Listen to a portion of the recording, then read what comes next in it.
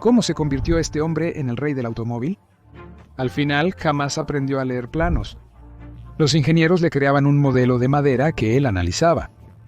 ¿Qué reglas de vida guiaban a este hombre? Vamos a ver cuál es el secreto de uno de los industriales más famosos de la historia. Henry Ford nació el 30 de julio de 1863 en una familia de un granjero emigrante de Michigan de Irlanda. El padre estaba insatisfecho con él, considerándolo perezoso y delicado. El hijo se comportaba como un príncipe que accidentalmente se había perdido en la granja. Henry hacía todo lo que se le ordenaba a regañadientes. Odiaba a las gallinas, las vacas y no podía soportar la leche. Desde mi juventud, creía que muchas cosas podían hacerse de forma diferente. Cada mañana, Henry tenía que subir por una escalera empinada cargando cubos de agua. ¿Por qué hacer esto todos los días, si simplemente puedes colocar tuberías de agua bajo tierra? Cuando su hijo cumplió 12 años, el padre le regaló un reloj de bolsillo. No pudo resistirse, abrió la tapa con un destornillador y sus ojos vieron algo maravilloso. Las partes del mecanismo interactuaban entre sí, una rueda movía a la otra. Cada tornillo aquí era importante. Desmontando y montando el reloj, el niño reflexionó durante mucho tiempo que el mundo es como un gran mecanismo. Un movimiento da lugar a otro. Todo tiene sus palancas para tener éxito, solo necesitas saber qué palancas presionar. Henry aprendió rápidamente a reparar relojes y durante un tiempo incluso trabajó, recorriendo las granjas cercanas y arreglando los cronómetros rotos. El segundo asombro fue el encuentro con una locomotora. Henry y su padre regresaban en un carruaje de la ciudad cuando se encontraron con una enorme máquina autopropulsada envuelta en vapor. Rodeando el carruaje y asustando a los caballos, la maravilla humeante y silbante pasó de largo. En ese instante, Henry habría entregado media vida por estar en la cabina del conductor. A los 15 años, Ford dejó la escuela y una noche, sin decirle nada a nadie, se fue a pie a Detroit. No será granjero por nada, como su padre desea. En la fábrica donde trabajaba, hacían vagones para caballos. No duró mucho aquí. A Ford le bastó llegar hasta el mecanismo roto para entender que estaba mal. Los compañeros de trabajo envidiaban al habilidoso novato. Se las arreglaron para que lo despidieran de la fábrica. Ford fue despedido. Más tarde, Henry consiguió un trabajo en el astillero de los hermanos Flower, y por las noches trabajaba reparando relojes para pagar su habitación. Mientras tanto, William Ford hizo un último intento para que su hijo regresara a la agricultura. Ofreció 40 acres de tierra con la condición de que nunca más en su vida mencionara la palabra máquina. Inesperadamente, Henry respondió con un sí. El padre estaba contento, al igual que el despreocupado William, y no sospechaba que su hijo simplemente lo estaba engañando. Henry Ford pronto decidió casarse con Clara Bryant, quien era 3 años menor que él. Se conocieron en un baile del pueblo. Ford era un brillante bailarín y sorprendió a la chica al mostrarle su reloj de bolsillo y declarar que lo había hecho él mismo. Tenían mucho en común. Al igual que Henry, Clara nació en una familia de granjeros trabajadores. Sus padres eran personas respetables y estrictas. Claro, no la habrían entregado a un joven sin dinero, tierra ni hogar. Después de construir una acogedora casita en su parcela, Henry se mudó allí con su joven esposa. Años después, el rey automotriz dirá: «Mi esposa creía en mi éxito aún más que yo. Siempre fue así». Clara podía escuchar durante horas las discusiones de su marido sobre la idea de crear un equipo autopropulsado. Durante su extensa vida familiar mantuvo un equilibrio elegante. Se interesaba en los asuntos de su marido, sin entrometerse en ellos. En la granja inventó una trituradora de grano a gasolina. Ford vende la patente de esta invención a Thomas Edison, y él invita a Henry a su compañía. Sin embargo, en el puesto de ingeniero jefe, a Henry todavía le atraen más que nada los coches. Casado en 1887, vive toda su vida con su esposa. En respuesta a la pregunta de un periodista sobre si le gustaría vivir otra vida, Ford responde así. Es interesante que Henry Ford era un firme creyente en la teoría de la reencarnación. De hecho, creía que en su última vida murió como soldado en la batalla de Gettysburg. Ford expresó sus opiniones en una publicación del 26 de agosto de 1928. Acepté la teoría de la reencarnación cuando tenía 26 años. La religión no me proporcionó una explicación para este fenómeno. El trabajo no me proporcionó satisfacción completa. El trabajo no tiene sentido si la experiencia acumulada en una vida no se puede utilizar en otra. Cuando descubrí la reencarnación para mí, fue como descubrir un plan universal. Me di cuenta de que ahora había una oportunidad real de implementar mis ideas. Ya no estaba limitado por el tiempo. Dejé de ser su esclavo. El genio es experiencia. Algunos creen que es un don o talento, pero en realidad es el resultado de la experiencia acumulada durante muchas vidas. Algunas almas son más antiguas y por lo tanto más sabias. La comprensión de la reencarnación calmó mi mente. Si estás grabando esta conversación, escribe que esto ayuda a calmar la mente. Me gustaría mucho compartir con todos la iluminación que trae tal visión de la vida. A pesar de todo, Ford prestaba mucha atención a la dieta y a un estilo de vida sano. En las puertas de sus fábricas había un letrero. Recuerda, Dios creó al hombre sin repuestos. En noviembre de 1893, Clara le dio a Ford su único hijo, un niño al que llamaron Edsel. Ese mismo año, en el cobertizo de ladrillos detrás de la casa de 2 habitaciones donde vivía con su esposa Clara, Ford terminó de construir su primer automóvil experimental. El inventor trabajó 2 días seguidos sin descanso ni sueño, y a las 2 de la madrugada del 4 de junio fue a decirle a su esposa que el coche estaba listo y que iba a probarlo ahora mismo. El cuadriciclo se desplazaba sobre 4 ruedas de bicicleta. En 1893, Henry Ford se convierte en el ingeniero jefe de la compañía Edison, especializada en la iluminación de Detroit, y luego, en 1899, se convierte en el ingeniero jefe de la compañía de automóviles de Detroit. Pero después de un tiempo, notaron que Ford estaba gastando todas sus energías mentales y físicas en el carro de gasolina, y no en el trabajo. En la oficina, a Henry le propusieron un puesto de liderazgo con la condición de dejar su invención. Ford estaba indeciso. Los argumentos de Samuel eran tan fuertes que tuvo que ser contenido sin restricciones. Todo se fue en la construcción del carro. Clara, al ver su lucha, dijo que apoyaría la decisión de Henry Ford sin importar cuál fuera. Pero Henry sigue fiel a su idea de convertir el auto de un objeto de lujo a un medio de transporte. Y toda esperanza para el futuro se va con el servicio. Con entusiasmo puedes lograr lo que sea. Es la base de todo progreso. Después de todo, si Ford se ha propuesto convertir a millones de peatones en orgullosos propietarios de autos, nada puede detenerlo en el camino elegido. Cuando parece que todo el mundo está en tu contra, recuerda que el avión despega contra el viento. La compañía de automóviles de Detroit fracasó rápidamente por falta de demanda, como ocurre con cualquier producto nuevo. Dejé mi puesto, decidiendo nunca más ocupar un puesto dependiente, recordó Ford. Tras renunciar, Ford empezó a promocionarse. Buscaba socios con recursos, ya que él mismo no tenía mucho dinero. Y en su nueva empresa, asumió el papel de proveedor de ideas. Pero nadie quería comprar estas ideas aún. Estaba obsesionado con crear un auto accesible para todos. Ford estaba en lo correcto al pensar que las ideas en sí mismas son valiosas, pero al final del día, una idea es solo una idea. El reto es implementarla en la práctica. ¿Pero él se rinde? No. Ford vuelve a demostrar su perspectiva hacia los fracasos en la vida, viéndolos como una chance de empezar otra vez, pero con mayor sabiduría. Creía que un fracaso honesto no es destructivo, sino que lo destructivo es el miedo al fracaso. Es difícil no estar de acuerdo con él, ya que probablemente no hay una persona en el mundo que siempre tenga éxito en todo a la primera. La perseverancia, determinación y resistencia son cualidades de un verdadero luchador. Las personas se rinden con más frecuencia de lo que resisten la derrota. Así lo creía Henry Ford. En 1902, hace una impresionante publicidad para su coche. Al volante de su vehículo, en las carreras de coches, supera al campeón de América. Es difícil imaginar una mejor campaña publicitaria, y Ford comprende su importancia mejor que nadie. Si tuviera $4, daría 3 para publicidad. En 1903 fue registrada y Henry se convirtió en el director principal. Siendo un mecánico autodidacta, Ford contrataba ávidamente a personas igualmente autodidactas para la fábrica.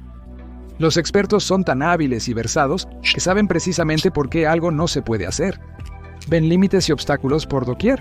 Si quisiera destruir a la competencia, les daría un equipo de expertos. Dirige todos sus esfuerzos a crear un automóvil universal que sea simple, confiable y económico. En ese entonces, la idea de un coche para todos era incomprensible. Un coche masivo era algo fantástico, como ahora un avión masivo. Sin embargo, esto no preocupa a Henry. ya que cree que todo se puede hacer mejor de lo hecho hasta ahora. En 1905, los socios financieros de Ford no estuvieron de acuerdo con su intención de producir coches baratos, ya que los modelos caros eran los que tenían demanda. Alejandro Malcolmson, el dueño principal de acciones, vendió su participación a Henry Ford, quien se convirtió en el accionista mayoritario y presidente de la compañía. Y aquí hay otro episodio interesante.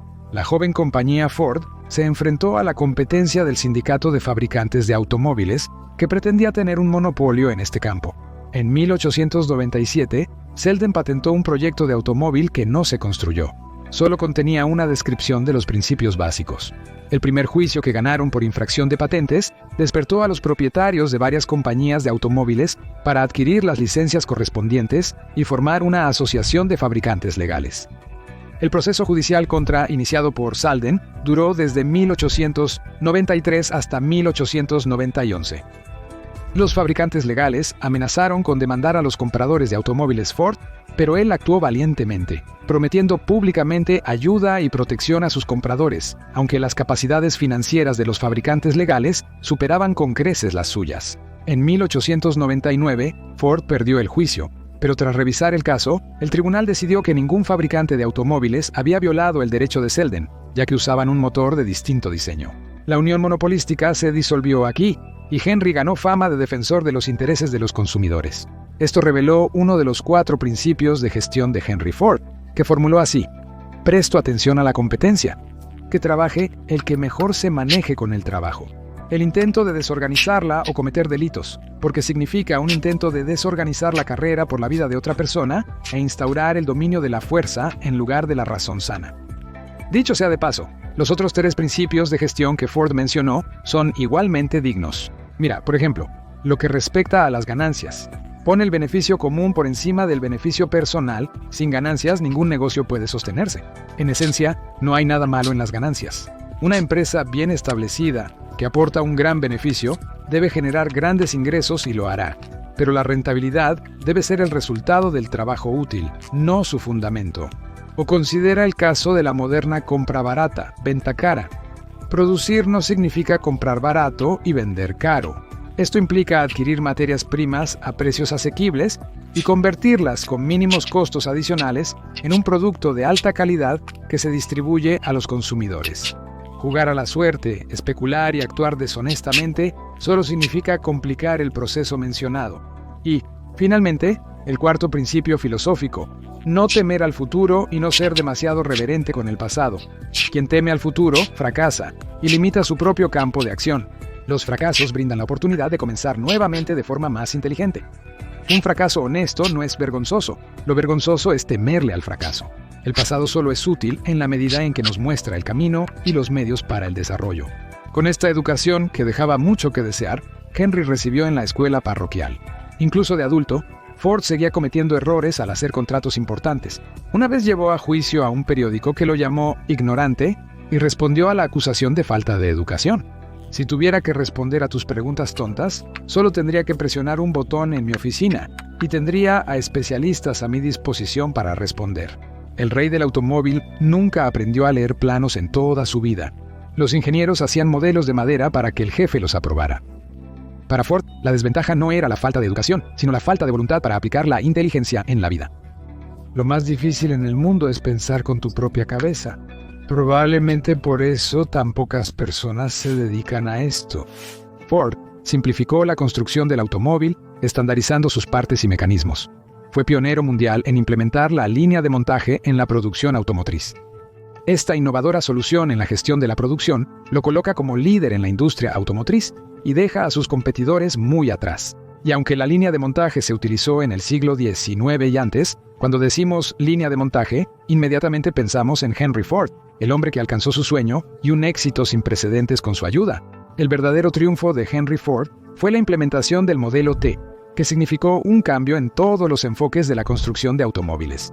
La creó como un escultor, eliminando todo lo superfluo. No creó un juguete lujoso para los elegidos, sino un producto asequible para millones de estadounidenses promedio. El éxito excedió las expectativas. Durante la producción del modelo T, se vendieron más de 15 millones de unidades, dominando el mercado de consumo. En 1990 cuesta $850 en 1930 cuesta $550 en 1914. La compañía celebra la producción del 10.000.000 millón. En ese entonces, el 10% de todos los autos en el mundo eran estos vehículos. En 1914, Henry Ford decide aumentar el salario de los trabajadores a $5 al día. Sugirió que si exiges a alguien que dedique su tiempo y energía para el cuerpo, entonces asegúrate de que no esté experimentando dificultades financieras. Probablemente, uno de los principales secretos de Ford radica no tanto en las innovaciones de producción, sino en la relación humana con los demás. Mi secreto del éxito radica en la habilidad para entender el punto de vista de otra persona y ver las cosas tanto desde su perspectiva como desde la mía. Los trabajadores lo llamaban el hombre que inventó el fin de semana, y este hombre también premiaba a los trabajadores que no fumaban ni bebían. La gente se aglomeraba para trabajar con Ford. Al contratar, él solo consideraba las ganas de trabajar. Contratamos a la persona, no a su historia, ya sea que venga de la cárcel o de Harvard. No hubo problemas con la rotación de personal, aunque la disciplina en la fábrica era estricta. El tiempo no debe desperdiciarse, decía Ford, sin permitir que él o sus trabajadores se relajen. Creía que solo 2 estímulos hacen que las personas trabajen: el deseo de ganar un salario y el miedo a perderlo. En su empresa, Ford implementó el principio de menos burocracia en los negocios y más espíritu empresarial en la administración. Decidiendo que el papeleo ralentiza el proceso de producción de automóviles, Ford en su fábrica decidió eliminar la burocracia mientras caminaba por la fábrica. En Ford no había reuniones de producción, documentación innecesaria ni comunicación entre departamentos. ¿Quién debería liderar? Es como preguntar quién debería ser el tenor en un cuarteto. Aquel que puede cantar como tenor, declaró Ford, ya dueño de una gran compañía. Al principio de los años 1920, Henry Ford vendió más coches que todos sus competidores juntos. 7 de cada 10 coches comprados en Estados Unidos eran de su fabricación.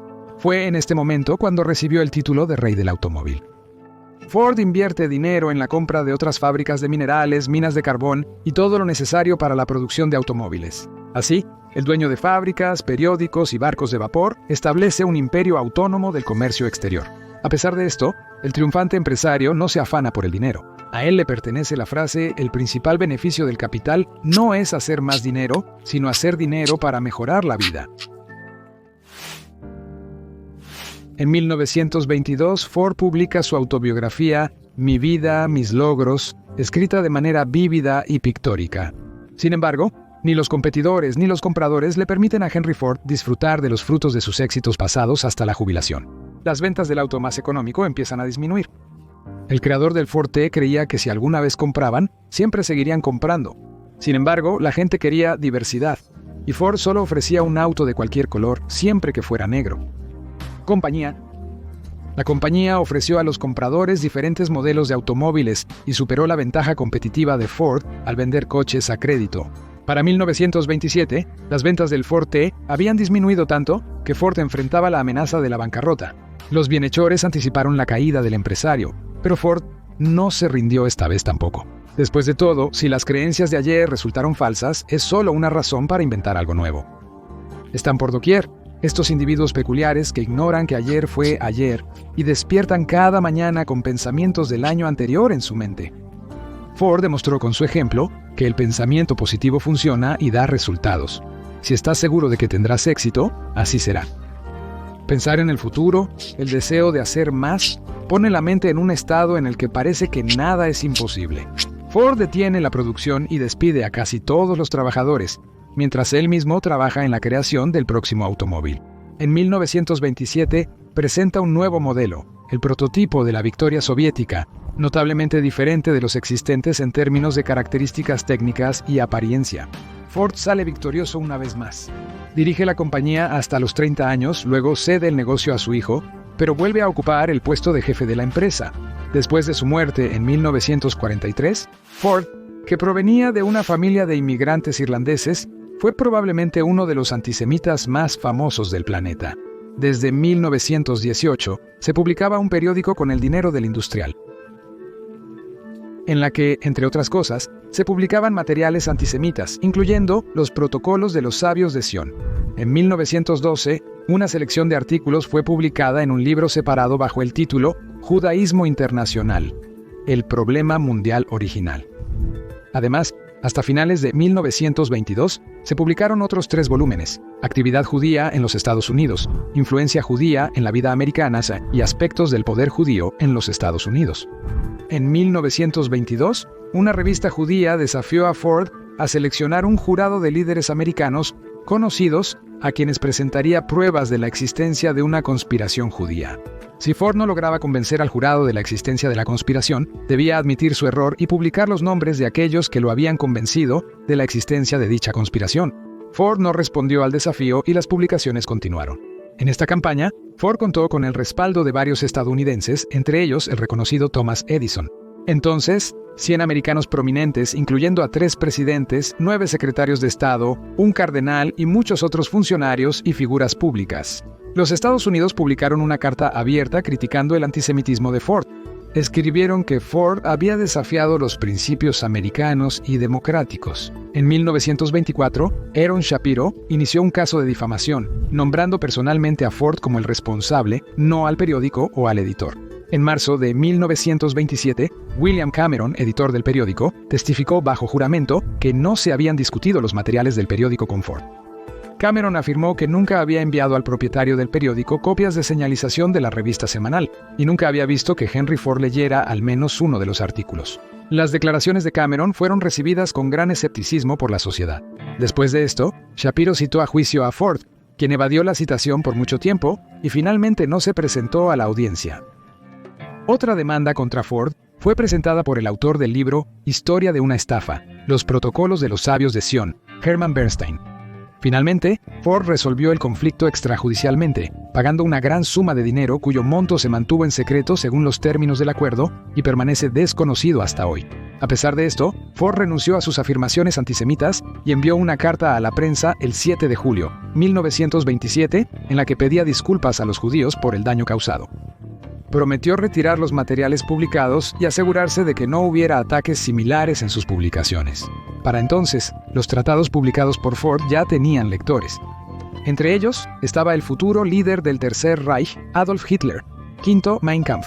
El único estadounidense mencionado por el autor resulta ser el padre fundador de Ford Motors. Cada año les da más y más control sobre los productores. Una nación de 120 millones.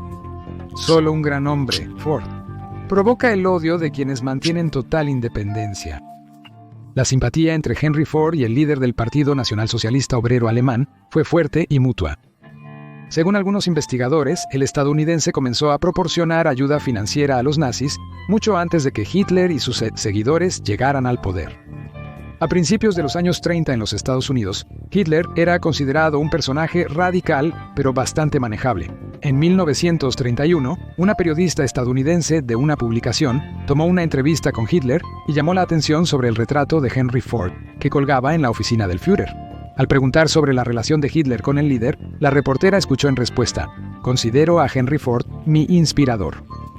Con la llegada al poder de Hitler en Alemania, se establecieron relaciones tanto amistosas como comerciales entre él y Ford. Según estimaciones modestas, antes de la Segunda Guerra Mundial, Ford invirtió más de $17 millones en la economía alemana. Según el historiador militar estadounidense Henry Schneider, Ford ayudó a los alemanes a obtener caucho, vital para la industria alemana. La filial alemana se dedicaba a la producción de automóviles que se utilizaban para las necesidades de la Wehrmacht. La producción de camiones pesados para el ejército de Hitler en los años 1940 se llevó a cabo en la planta alemana de la compañía Ford, aunque formalmente el padre fundador de la compañía, dirigida por su hijo, no tenía relación con este negocio. La situación se volvió aún más interesante con la filial francesa de Ford. Después de 1940, se encontró en territorio ocupado por los alemanes, pero no detuvo la producción. Motores de aviación, camiones y automóviles ligeros, todo esto se enviaba para armar al ejército alemán. Llegó a ser completamente absurdo. En 1942, las empresas estadounidenses Ford, bajo el programa Lend-Lease, ensamblaban automóviles para el Ejército Rojo, y al mismo tiempo, esos mismos vehículos iban al frente oriental para reponer las unidades mecanizadas de la Wehrmacht. De hecho, la cooperación con la Rusia soviética se estableció mucho antes, algo que se silenciaba discretamente en el país de la Revolución Victoriosa. Los autos soviéticos GAZ eran copias de los diseños de Ford en su época. Henry Ford firmó un contrato con la Unión de Repúblicas Socialistas Soviéticas que contenía 2 puntos principales. El primer punto era construir una fábrica de automóviles en la Unión Soviética utilizando los logros de Henry Ford, que luego produciría automóviles según los diseños de la compañía. Los trabajadores soviéticos fueron enviados a las fábricas de Detroit, Estados Unidos, para hacer pasantías. El segundo punto fue que la Unión Soviética firmó un contrato multimillonario para la entrega de vehículos y tractores Ford. Este hecho se ocultó a la gente común, al igual que muchas otras cosas en ese momento. Ya en nuestros tiempos, en el 2003, el periodista Max Walsh publicó el libro El eje americano, Henry Ford, Charles Lindbergh y el ascenso del Tercer Reich, en el que presentó documentos que demuestran una estrecha conexión con los nazis.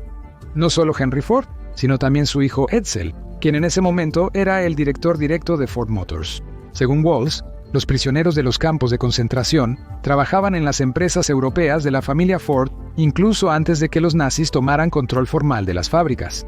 Así es como los representantes reaccionaron a este libro. Creemos que no hay nada nuevo sobre Henry Ford. Fue un innovador notable, pero también un hombre que cometió errores. Pero regresemos a 1938, al 75º aniversario de Henry Ford.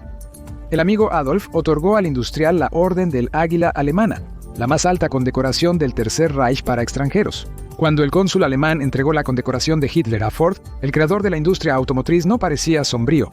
En 1945, cuando Hitler se quitó la vida en el búnker de Berlín, Henry Ford finalmente se retiró de los negocios, pasando el puesto de presidente a su nieto, el 28 años Henry Ford.